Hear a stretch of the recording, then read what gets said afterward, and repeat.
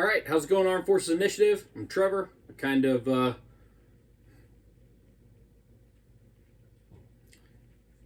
All right, how's it going, Armed Forces Initiative? I am Trevor, and I kind of run the show around here. Today, we are going to do some tips from the field, but we're not in the field. We're in my basement, and we're going to talk about trapping. So your first question is, Trevor, you look ridiculous. No, you look ridiculous. I just thought I would wear my super cool raccoon mushers hat and mushers mitts, because that's kind of the point of trapping. I mean, there's a lot of different benefits that come from trapping, getting out at times of the year that no one else does, removing small mesopredators from the landscape to increase bird numbers. But while I enjoy all those things, really the main reason is I like making this kind of cool stuff with the fur. To be honest, I really only wear these things when I'm ice fishing, but that's like 3 months of the year here in Wisconsin. So anyway, lots of good reasons to trap. Behind me is my trapping bag. You see, it is just a converted molly pack. Let's get into it.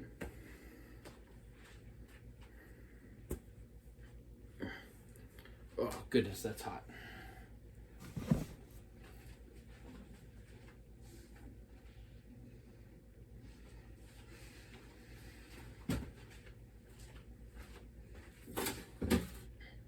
All right, so like I said, this is just a converted molly pack. If you guys were not in the Army or the Marines, that's just the rucksack we were issued. Now, what I've done with it is, you can see this is just a cheap kind of throwaway trash can you get at Walmart. I think it cost me like $4.99. Stuck that in the bag, ran these bungee cords through some of the molly attachments to keep it tight. If you look at trappers online, you look at trapping websites, a lot of people use those like wicker or those weave basket backpacks. Those are great. They work great. I think this works just as well. You do want some sort of rigid outline. That's why the trash can is in here. It just helps keep all the stuff relatively organized. You want that backpack to have some form to it, and you'll see why here in a minute. If you look at what I have on top, this is these are my box sets. I use those primarily for raccoon, but you also catch mink. I've caught fox in there. I've not caught bobcat in there, but I've heard of bobcat being caught. Otter catch in there. Don't normally catch beaver. It's mostly a small predator type of thing. So I could strap those, again, bungee cords. Molly comes in handy. Can molly those on top. They're just made of 1x1 wood that you get at Ace Hardware. Not crazy expensive, so you can carry what do I got in here? I can only have 2 right now, but I can carry 3, maybe 4. Let's get into what else is in here. So,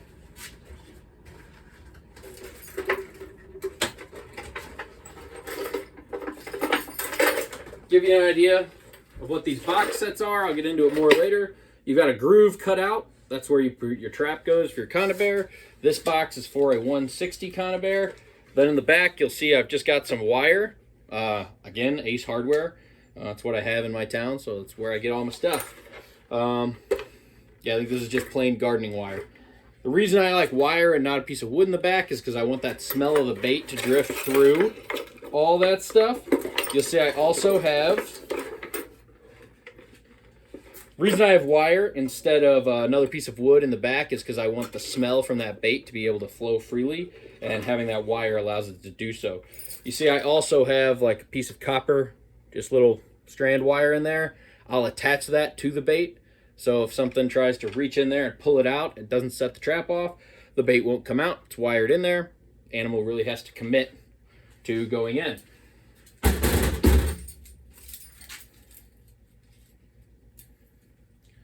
This is a 160. I run the 160 almost, I don't want to say almost exclusively, but really, I really do. I like the 160. Because it is large enough that you're going to catch fox, you're going to catch otter just fine, you're going to catch a lot of raccoons. It's going to more than do the job for mink. You can catch fisher in these sets. Works really well, but it is small enough that the hunting dogs that are out during trapping season, so the bird dogs, the hounds, the coyote dogs, they're of a size that if they could stick their head in this box to get that bait, they're not going to be, and they have to stick it in far enough to get back into these grooves, they're not going to get caught in this trap. They may get nipped in the nose with it. It may go off. They're probably going to set it off, but it's going to clip their nose. If anything, it'll teach them not to go in any more trap sets. But This won't kill a hunting dog. That's what I like about it. And it's easy to set by hand. What else? So this is a smaller box, rigged up the exact same way. Wire in the back, grooves cut out. This is for a 120, or you can even stick a 110 in here. Again, you can catch coons with a 110. You can catch possum. You can catch mink. You can catch muskrat. Primarily with this, I'm looking for mink and raccoons, though.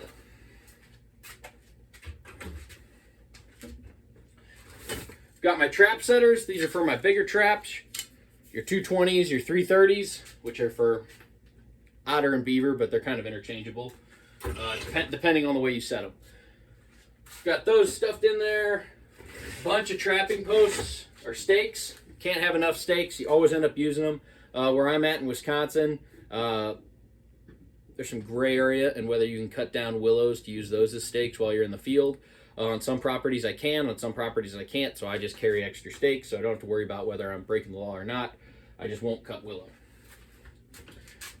Got a bunch of 160s in here. It's just a bin. I've got a couple foothold traps. I don't do a lot of foothold trapping, but when I do, I use like a 1.5. This is a number 2 Victor. Big enough for beaver, big enough for otter if I wanted to set a land or a dry land set. You can catch coyote in them, you can catch raccoons, you can catch the mink.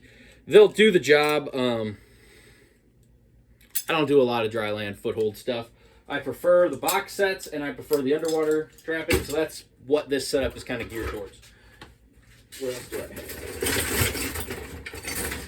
Got a hatchet. This one is from Snow and Neely. It's a company out of Maine, made in the USA. Any really hatchet will do. Use it as a hammer. Use it to chop stuff.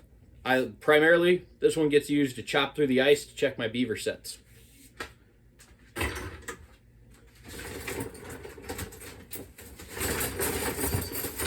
You can see, you can just fit a bunch of traps in here, and it's just loosely kind of thrown together. Because when I'm trapping, I'm walking down the river. I'm not going to tell you which one, but I walk about 4 miles of riverbank in the winter, and I'm just looking for areas that I can set up. So carry a lot of different traps because I'm not sure what I'm going to see. Sometimes I'm going to see a lot of areas that look like they're good for coon trapping. Sometimes I'm going to see beaver sign, otter sign. So that's what I want to be ready for.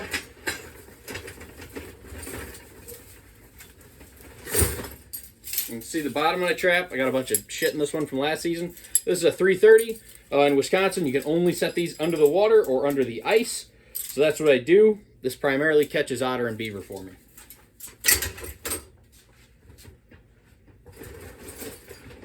We've got some other traps in here, but nothing crazy. Let's get into the pockets.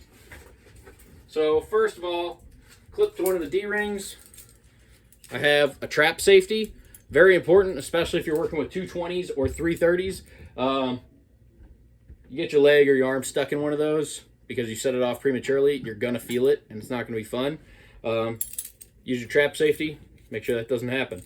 Also got a coil of it's just copper wire, super small gauge. Use it because sometimes you have to wire bait into traps. Sometimes you have to wire the trap open to... I don't know. Sometimes you have to wire the trap. It always comes in handy. Bring wire. Wire is the duct tape of trapping.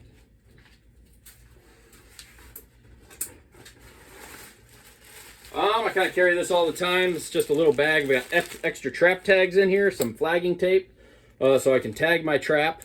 So if anybody comes across it, or God forbid, if I accidentally trap somebody's dog and they have to cut the trap to get out, they can call me and say, "Hey, I broke your trap." And if so, I want to be extremely surprised because I specifically try to trap when no dog seasons are open and where there shouldn't be dogs. Like I said, I run about 4 miles of river when I trap, and I trap that river. So if somebody's back there with a dog, it's a rarity. Let's just say that. I've got some 550 cord, some toilet paper, lighter, extra baggies, zip ties, just things that I might need. Pair of pliers, just some cheap ones. These are gauntlets, gauntlet gloves. They go up to I mean, reality, these are XLs and they go up to about my elbow, but they slip down to your wrist even though they have the crimpy edge. This is for setting underwater sets when it's negative 10 degrees out in January. Break it through the ice, put these on, go under. They're waders for your hands. Get you some. I replace them every season. I probably go through 2 sets a season. They're not expensive. Get them on Amazon.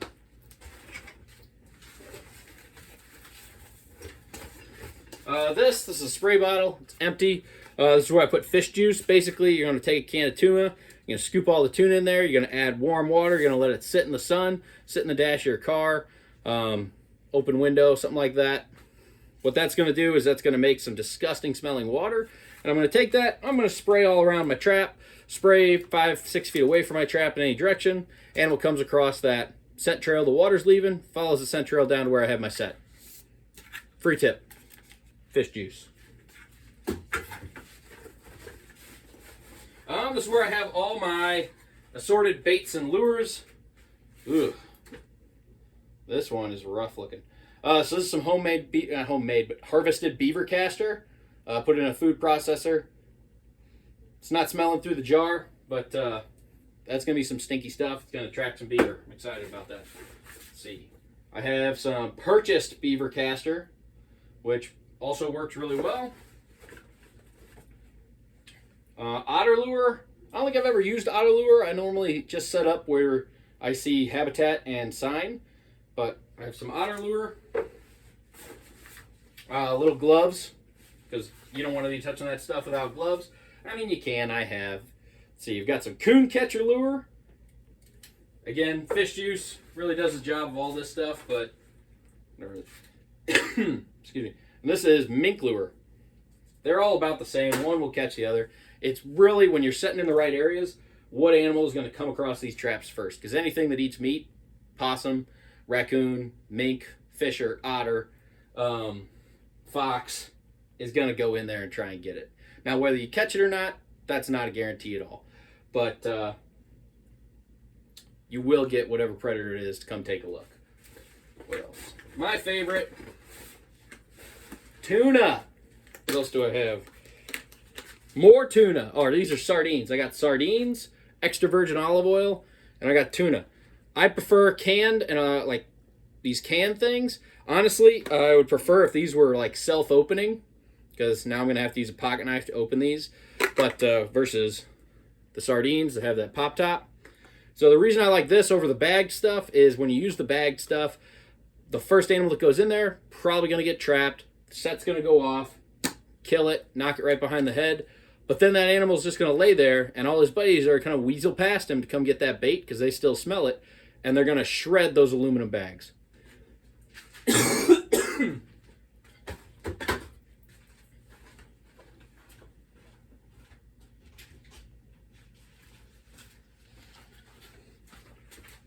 So those critters, all his buddies, after that first critter gets caught, are going to weasel past him. They're going to get to that bait. And if you're using these little bagged stuff, the Tuna Creations or Tuna Delights or Northern Harvest, they'll work. But then they're going to shred these bags and get everything. And then you're going to be picking up 100 little scraps because you don't want to litter. And that's just a pain. So if you use the bagged stuff, scoop it all out and just put it in a pile near your trap or wherever you're using your bait.